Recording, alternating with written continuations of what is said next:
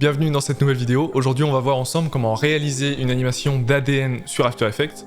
Donc sans plus attendre, on se retrouve directement sur le logiciel. Voilà, donc on se retrouve sur After Effects et voici le rendu qu'on va essayer de réaliser ensemble dans cette vidéo. Pour commencer, il suffit de vous rendre dans une nouvelle composition. Alors comme vous le voyez, moi en haut à gauche, j'ai une palette de couleurs qui est déjà installée. C'est super simple, de votre côté il vous suffit de télécharger le fichier source juste en dessous de cette vidéo si vous souhaitez accéder aux mêmes couleurs que moi, et même ne serait-ce que pour accéder au fichier source global de la vidéo. La première chose à faire, ça va être de se rendre dans la fenêtre de prévisualisation et de sélectionner l'outil de grille. Sélectionner non seulement la grille avec les petits carreaux, mais également la grille proportionnelle pour vraiment avoir une vision globale de là où on va positionner nos différentes animations. On zoome un petit peu dans notre composition pour se mettre parfaitement au centre, et ce que je vous propose c'est qu'on se rende tout en haut dans notre menu, on maintient appuyé sur l'outil rectangle et on vient sélectionner l'outil ellipse. Ensuite je me positionne au centre et je vais dessiner ma toute première ellipse comme ceci. Ensuite je vais en bas à gauche et je vais renommer mon calque, je vais le renommer cercle 1 par exemple. Ensuite je rentre dans contenu, ellipse 1, tracé d'ellipse, et au niveau de la taille je vais me mettre à 75 comme ceci. Ensuite je dézoome légèrement et ce que je vais faire c'est que je vais animer la position de mon ellipse. Donc pour ça je resélectionne mon cercle, j'appuie sur la touche P de mon clavier pour faire ressortir la position. Je pose une image clé grâce à mon petit chronomètre et ensuite je me positionne à 1 seconde et là je vais déplacer mon cercle juste à droite. Vous le voyez grâce à la grille proportionnelle, il y a une légère ligne qui a été dessinée juste à droite. Alors là mon mouvement je vais pas le faire de centre à droite mais plutôt de gauche à droite, donc je me remets à 0 secondes et je déplace mon cercle tout à fait à gauche, comme ceci. Donc en gros mon mouvement il aura lieu entre cette ligne à gauche et cette autre ligne à droite. Maintenant si je joue mon animation, voilà, on voit qu'il y a un bon mouvement de gauche à droite. Ceci dit, j'aimerais bien qu'il y ait un mouvement de retour également, donc je me mets à 2 secondes et je vais simplement répliquer l'image clé que j'avais à 0 secondes. Donc je la sélectionne et je fais un CTRL C, alors sur Mac ce sera commande C, et ensuite CTRL V. Et donc là si je joue mon animation, tac, on voit que ça va bien de gauche à droite. Parfait. Ensuite l'animation elle s'arrête, mais ça c'est tout à fait normal. On va voir un petit peu plus tard comment corriger ça. Ce que je vous propose, c'est également de sélectionner l'ensemble de ces images clés et de faire un clic droit, assistant d'image clé, lissage de vitesse. Et de cette manière, le mouvement il sera un petit peu plus fluide. Vous le verrez, alors je vous laisse faire les tests de votre côté, mais les mouvements seront un petit peu plus agréables visuellement dans ce sens-là. Ensuite, on peut directement rentrer dans le lien entre nos deux cercles. Donc on se rend dans notre menu tout en haut, on va sélectionner l'outil rectangle, et cette fois on va dessiner du coup un rectangle qui sera situé entre nos deux cercles. Donc comme ceci. Ensuite, je vais en bas à gauche dans mes calques, je vais le renommer lien, et je vais dans contenu, rectangle 1, et là au niveau de la taille, je vais enlever le petit cadenas et peut-être mettre une taille de 30, comme ceci, pour légèrement réduire la hauteur. Ensuite, je peux fermer mon calque, le lien je vais le mettre juste en dessous de mon cercle, et surtout, mon cercle 1, je vais le sélectionner et faire un CTRL ou commande D pour le dupliquer, ce qui va me créer du coup le cercle 2. Pour faire ressortir les images clés de mon cercle 2, j'appuie sur la touche U de mon clavier, et là, ce qu'on va faire, c'est simplement inverser la direction et le sens de notre mouvement. Donc pour ça, je sélectionne la toute première image clé et je la supprime. Ensuite, je sélectionne les deux autres et je viens les déplacer tout à fait à gauche. Donc là, je sais pas si vous l'aurez compris, mais en gros, anciennement notre cercle se déplaçait de gauche à droite, maintenant il se déplace de droite à gauche. Il faut simplement qu'on crée le mouvement de retour. Donc pour ça, on sélectionne la première image clé, on fait un CTRL C, CTRL V, et voilà, maintenant on a bien un mouvement d'aller-retour entre nos deux cercles. Seul bémol, le lien au centre pour l'instant, il a aucun mouvement. Donc pour corriger ça, on va le sélectionner, on appuie sur la touche S de notre clavier. On dépose une petite image clé grâce au chronomètre, et on se positionne également à 0 secondes. On enlève le lien, donc il faut que la taille elle soit déliée, et au niveau de 100, on va se mettre à moins 100. Et donc maintenant, je me déplace de moins 100 à 100, ça c'est simplement l'échelle sur l'axe X qui est en train d'être modifiée. Et là vous le voyez, il y a des petits espaces qui se dessinent pour l'instant entre les deux, c'est tout à fait normal, c'est parce qu'on ne les a pas sélectionnés, et on n'a pas encore fait un clic droit, assistant d'image clé, lissage de vitesse. Et maintenant avec le lissage de vitesse, notre lien il suit parfaitement le mouvement de nos cercles, sauf sur le mouvement retour, pas encore en tout cas. Donc là on sélectionne notre toute première image clé, on fait un CTRL C, CTRL V, et maintenant on a bien, voilà, un premier lien qui est parfaitement dessiné. Alors ce que je vous propose c'est qu'on distingue chaque élément de notre lien avec des couleurs différentes. Donc le lien par exemple je vais sélectionner sa couleur et mettre une couleur un peu plus foncée. Et ensuite cercle 2 par exemple, je vais lui donner une couleur rouge.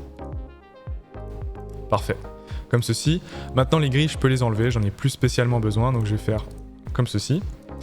Et là on va corriger un dernier élément avant de passer dans la phase finale, c'est que vous le voyez sur le mouvement d'aller, on a certes notre cercle rouge qui passe par-dessus notre cercle vert. Mais sur le mouvement de retour, on a également notre cercle rouge qui passe par-dessus l'autre. Et donc ça, c'est quelque chose qu'on souhaite corriger. Donc ce que je vous propose, c'est de sélectionner notre cercle 2 et notre cercle 1. Et là, on va appuyer sur plusieurs touches en même temps. On va faire CTRL, SHIFT, D. Ça va scinder notre calque en deux parties. Et donc, nos calques, finalement, nos deux cercles. Et au final, au lieu de se retrouver avec deux cercles, on va se retrouver avec 4 cercles. Donc pour être très clair, le cercle 4, il correspond également au cercle 2. Donc je vais ajouter un petit libellé pour que vous puissiez vous y retrouver. Et le cercle 3, il correspond également au cercle 2. C'est juste qu'ils ont été coupés en deux. Donc à partir de 1 seconde, eh bien le cercle 1 passe dans le cercle 3, en quelque sorte. Donc maintenant, lorsque je joue mon animation, rien n'a changé. En revanche, on voit bien que du coup, le cercle 2, en rouge, est toujours au-dessus du cercle orange. Donc lors de notre mouvement retour, on souhaite simplement que le cercle orange, bam, soit au-dessus du rouge. Et donc maintenant, sur le mouvement retour, on a bien notre cercle vert qui passe par-dessus. Si je joue mon animation, voilà, on a quelque chose qui est déjà un petit peu plus juste d'un point de vue de la dynamique. Maintenant, ce qu'on peut faire, c'est sélectionner l'ensemble de nos cercles et notre lien, faire un clic droit, précomposition. Et là, notre précomposition, on va l'appeler segment, tout simplement. J'appuie sur OK. Et on l'avait vu ensemble, lorsque je joue mon animation, après 2 secondes, je n'ai plus rien. Alors pour corriger ça, on va se remettre à 2 secondes. Et là, ce que je vous propose, c'est de faire un clic droit, temps, activer le remappage temporel. Alors ce qu'on va faire, c'est simplement sélectionner notre temps entre 0 secondes et 2 secondes et faire en sorte de le dupliquer à l'infini. Dans un premier temps, on va positionner une image clé à 2 secondes sur le paramètre remappage temporel et surtout, très important, on va supprimer la dernière image clé de notre précomposition, comme ceci. Et de cette manière, on n'aura que 2 images clés, on aura l'image clé à 0 et 2 secondes. Ensuite, on va maintenir appuyé sur la touche Alt et on va cliquer sur notre petit chronomètre pour y inscrire une petite ligne de code, à savoir Loop Out. Ensuite, je clique en dehors. Et maintenant, si je joue mon animation, vous allez voir qu'elle se duplique à l'infini. En fait, cette expression loop out qu'on vient d'indiquer, elle impose simplement à notre précomposition de répéter à l'infini le temps entre 0 secondes et 2 secondes. Bon, c'est bien beau, maintenant on a un segment, certes, il se répète à l'infini, mais on n'a toujours pas notre ADN. Donc pour ça, on va sélectionner notre segment et on va le dupliquer grâce à la commande CTRL-D. Ou commande D si vous êtes sur Mac. Ensuite, on va déplacer notre segment juste au-dessus et on va le faire à l'infini. Alors pour l'instant, ne vous préoccupez pas spécialement de l'espace entre chaque segment, c'est pas très important, on va le corriger juste après. Mais tout ce qu'il faut, c'est surtout décaler vos segments vers la hauteur, comme ceci. Donc je vous laisse faire cet exercice de votre côté et on se retrouve juste après, une fois que vous avez exactement le même résultat que moi.